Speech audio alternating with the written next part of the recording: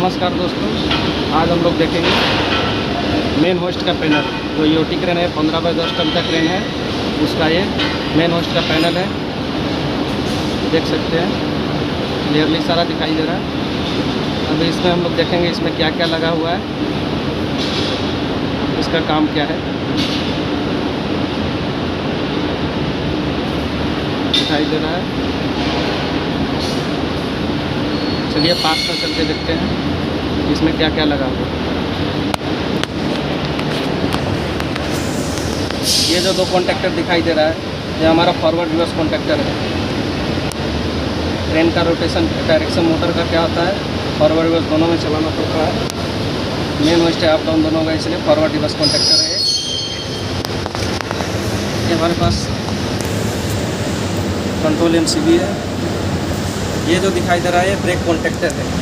ये देख सकते हैं जो 219, 220, 221 है, ये ब्रेक कॉन्टैक्टर का है। और ये 5 टाइमर लगा हुआ है। जितना टाइम सेट करेंगे उसके बाद सारा स्टेप कॉन्टैक्टर पिकअप लेगा।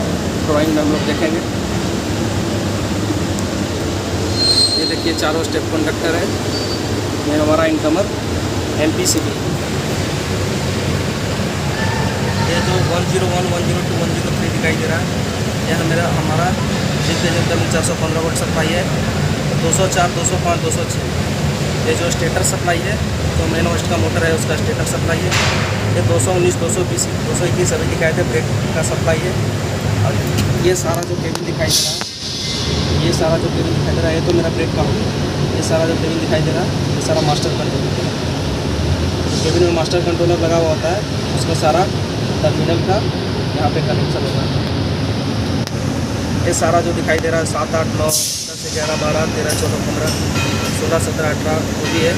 ये सारा रेजिस्टेंस बॉक्स में कनेक्ट होगा स्टेप के लिए।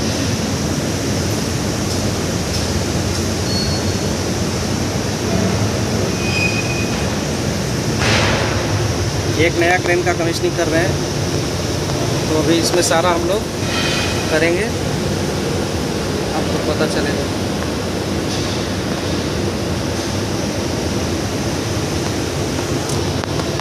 एक बार अच्छे से देख सकते हैं। देखिए incoming MPCB, forward reverse contactor, brake contactor, एक और ऑक्सिलरी कॉन्टैक्टर लिया गया है। और ये देख सकते हैं 5 टाइमर है, ये 4 स्टेप कॉन्टैक्टर। नीचे में सारा इसका टर्मिनल है। ये हमारा मेन होस्ट का पैनल है। आज हम लोग देखेंगे मेन होस्ट का पावर वायरिंग और control wiring. Main host panel में कैसे वायरिंग होता है, मेन होस्ट पैनल में क्या क्या लगा हुआ होता है और कैसे ऑपरेट होता है। मेन होस्ट के बारे में पूरा क्लियर से कंप्लीट स्टडी करेंगे, कंप्लीट सीखेंगे हम लोग कैसे ऑपरेट होता है, क्या लगा हुआ होता है। तो चलिए ड्राइंग से शुरू करते हैं। पहले ड्राइंग समझ लेंगे, उसके बाद वायरिंग समझना आसान होगा। चलिए शुरू करते हैं। ये देख सकते हैं आपके सामने एक मेन होस्ट का पावर वायरिंग दिया हुआ है, पावर वायरिंग का ड्राइंग दिया हुआ है। पहले पावर समझ लेते हैं उसको, उसके बाद कंट्रोल समझेंगे। पावर वायरिंग में हम लोग जनरली क्या होता है, जैसे हमारा 3 फेज़ मोटर है, 3 फेज़ ब्रेक है, तो मोटर और ब्रेक तक 3 फेज़ पावर पहुंचाने के लिए पावर वायरिंग किया जाता है। तो चलिए पावर वायरिंग को शुरू करते हैं। देख सकते हैं 101, 102, 103 ये हमारा 3 फेज़ इनकमिंग सप्लाई है। और जो 2 है वो एक एमपीसीबी है। तो 101, 102, 103 3 phase 415 volt supply 2A MPCB में इन होता है।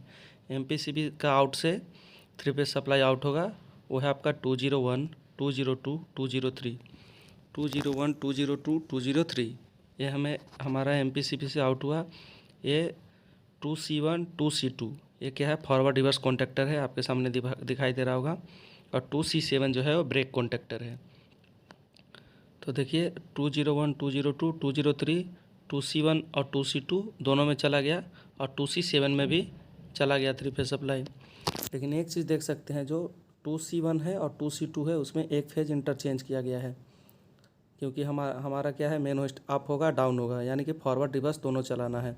तो 2C1 जो है उसमें अगर फेज़ सीक्वेंस देखें और 2C2 फेज़ सीक्वेंस देखें तो एक फेज़ इंटरचेंज किया हुआ है। उससे 2C1 और 2C2 का आउट से निकला आपका 204, 205, 206, 204, 205, 206 चला गया हमारा 3 फेज मोटर जो है, मेन होस्ट का जो मोटर है उसका स्टेटर सप्लाई में, मतलब stator supply U1, V1, W1, UVW जो होता है उसमें 204, 205, 206 कनेक्ट हो जाएगा, देख सकते हैं। उसके बाद क्या है, ये जो 201, 202, 203 आ रहा था ब्रेक में भी चला गया, ब्रेक कॉन्टेक्टर जो 2C7 है। अब 2C7 का आउट से, कॉन्टेक्टर का आउट से निकलेगा 219, 220, 221, ये हमारा ब्रेक को सप्लाई चला गया। 2S1 जो है मेन होस्ट का ब्रेक है, ब्रेक को भी सप्लाई चाहिए। ब्रेक का ऐसा मैकेनिज़्म होता है इसमें, ऐसा हम लोग यूज़ करते हैं कि जैसे ही हम, मेरा जो मोटर है, जैसे मेन होस्ट जब हम चलाए तो ब्रेक रिलीज़ होना चाहिए, तो इसीलिए इसका पावर देख लिए। अब इसका देख सकते हैं रोटर का वायरिंग। रोटर में क्या है देखिए, इसका 207, 208, 209 हमारा क्या है, रोटर से केबल आ रहा है। जो हमारा मोटर है उसका जो स्लिप रिंग मोटर क्रेन में यूज़ करते हैं, तो स्लिप रिंग में क्या होता है, स्टेटर रोटर होता है। तो रोटर्स, जो रोटर का वायरिंग है 207, 208, 209, रोटर का जो केबल है वो हमारा कहाँ चला गया, D4, E4, F4, ये क्या है, resistance box, D4, E4 resistance box में चला गया। और जो मेन होस्ट का जो पैनल है उसमें क्या है, 2C40, 2C41, 2C42, 2C43 आपको दिखाई दे रहा होगा। ये 4 स्टेप कॉन्टेक्टर का वायरिंग है। तो मेन होस्ट रेजिस्टेंस बॉक्स में ये चारों स्टेप का केबल जाएगा, 3 कोर का सारा, 1 2 3 4 केबल 3 कोर का जाएगा। और एक आपका रोटर से जो केबल निकल रहा है वो डायरेक्ट जाएगा रेजिस्टेंस बॉक्स में। तो रेजिस्टेंस बॉक्स में टोटल 5 केबल हो गया, एक रोटर का और ये 4 स्टेप का, सारा केबल 3 कोर का होगा, देख सकते हैं। D4, E4, F4 में कनेक्ट हुआ है 207, 208, 209। उसके बाद D3, E3, F3 में 210, 211, 212, D2, E2, F2 में 213, 214, 215 और D1, E1, F1 में 216, 217, 218। तो ऐसे आप देखेंगे। अभी हम जब आपको पैनल का वायरिंग दिखाएंगे तो ये वाला वायरिंग आपको क्लियर समझ में आएगा। ये 2C40, 2C41, 2C42, 2C43 इसका डेल्टा में वायरिंग किया हुआ है, दिखाई दे रहा होगा आपको। रेजिस्टेंस को एक, इसमें क्या है, जो स्टेप पकड़ता है जब ऑपरेट करते हैं उतना रेजिस्टेंस शॉर्ट होता है। जैसे जैसे रेजिस्टेंस कम होगा वैसे मेरा क्या होगा, स्पीड बढ़ते जाएगा। तो जब 2C40 जब लगेगा तो ये क्या है, 2C40 मेरा क्या है, सबसे रेजिस्टेंस कम हो जाएगा। रेजिस्टेंस कम हो गया मतलब मैक्सिमम स्पीड में जाएगा। और 2C43 क्या है, फुल रेजिस्टेंस पकड़ रहे हैं, यहाँ पे स्पीड कम होगा, रेजिस्टेंस ज़्यादा होगा। फिर नेक्स्ट स्टेप देंगे तो थोड़ा सा रेजिस्टेंस कम हुआ, स्पीड और ज़्यादा हुआ। फिर जब 2C41 लगेगा तो क्या होगा, थोड़ा सा और रेजिस्टेंस कम हुआ और स्पीड ज़्यादा होगा। लेकिन जब 2C40 लगेगा तो क्या हो गया, सबसे मिनिमम रेजिस्टेंस रोटर को जाएगा, इसलिए रोटर मैक्सिमम स्पीड से चलेगा। मतलब जो मेरा मोटर है ऑक्सिलरी होस्ट, मेन होस्ट का मोटर और मैक्सिमम स्पीड से फॉरवर्ड या रिवर्स, अप डाउन जो करेंगे वो ऑपरेट होगा। तो पावर वायरिंग समझ लिए। आपको ये पैनल में भी अभी दिखाएंगे कैसे वायरिंग किया हुआ है। वीडियो को देखते रहिए, वीडियो को स्किप मत कीजिएगा। अगर पूरा सीखना है तो वीडियो को स्किप मत कीजिएगा। अभी चलते हैं इसका कंट्रोल वायरिंग में।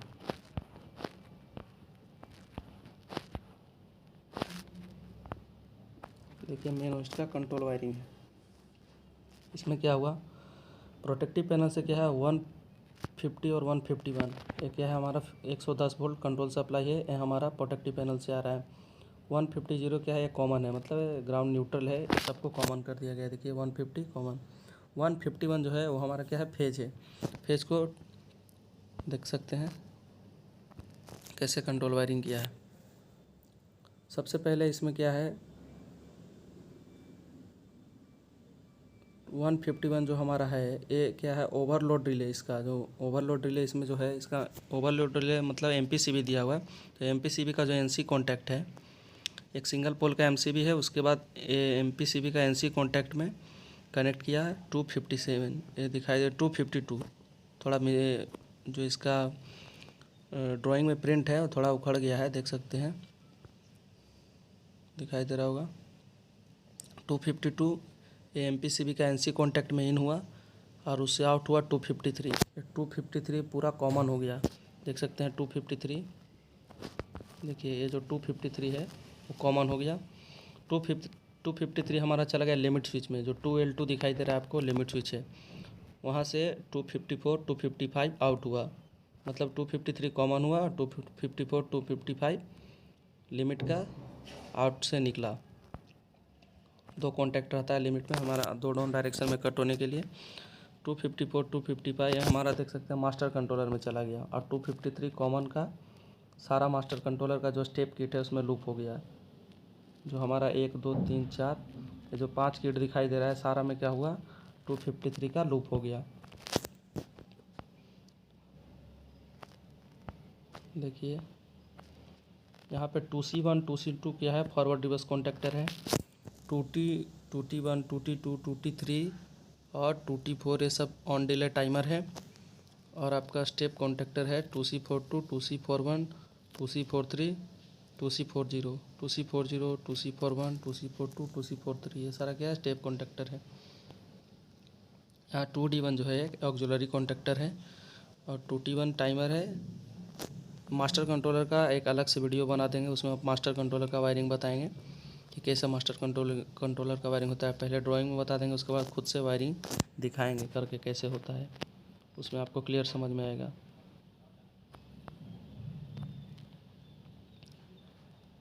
मास्टर कंट्रोलर में कुछ नहीं है, सिंपल हमारा क्या है, उसमें जितना भी किट रहता है, एक फॉरवर्ड किट होता है, एक रिवर्स किट होता है, उसका एक ब्रेक का किट होता है, बाकी सारा क्या होता है, स्टेप का किट होता है। जो किट लगेगा, जैसे क्रेन ऑपरेटर ऑपरेट करता है, जो किट लगेगा उसके हिसाब से मेरा कंट्रोल वायरिंग, जो मेरा स्टेप कॉन्टैक्टर है या फॉरवर्ड रिवर्स कॉन्टैक्टर है, काम करता है। तो चलिए पहले इसका पैनल देख लेते हैं कैसे कैसे इसका वायरिंग हुआ है।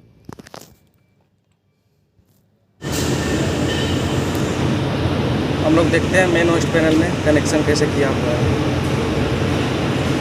अभी कनेक्शन किए हैं, बता देते हैं कैसे कैसे कनेक्शन है।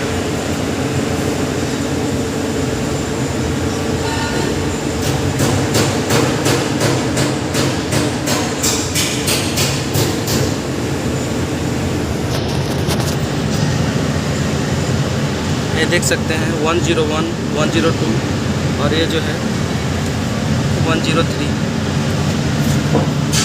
ये जो 101 102 101 102 103 ये इनकमिंग सप्लाई हो गया, कनेक्ट हो गया। ये हमारा 204 205 और 206 ये जो मेरा मेन होस्ट का मोटर है उसका स्टेटर सप्लाई हो गया। ये हमारा 219 220 221 मेन होस्ट का ब्रेक सप्लाई। ये सारा मास्टर कंट्रोलर और लिमिट स्विच का कनेक्शन इसमें हो गया, मास्टर कंट्रोलर लिमिट स्विच। ये देखिए 207 208 और 209 ये हमारा रेजिस्टेंस बॉक्स का D4 E4 F4 में जाएगा। 210 211 212 D3 E3 F3 213 214 215 D2 E2 F2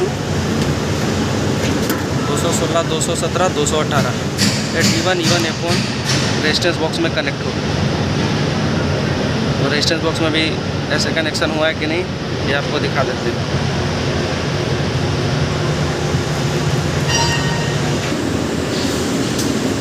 ये देखिए 207 D4 में कनेक्ट है, 208 E4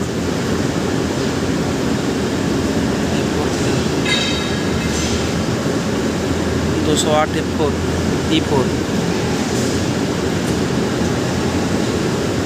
और 209 F4 में कनेक्ट है। सिमिलरली इसी तरह से मेरा D3 में 210 ये देख सकते हैं 210 D3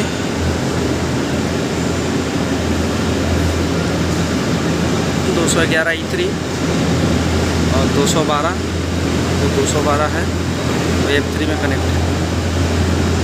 D2 का देख सकते हैं 213 D2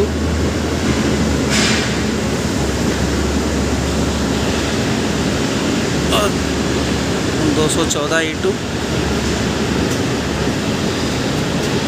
215 F2 में कनेक्ट है। ये सारा रेजिस्टेंस बॉक्स का कनेक्शन इसी तरह से होता है, देख सकते हैं।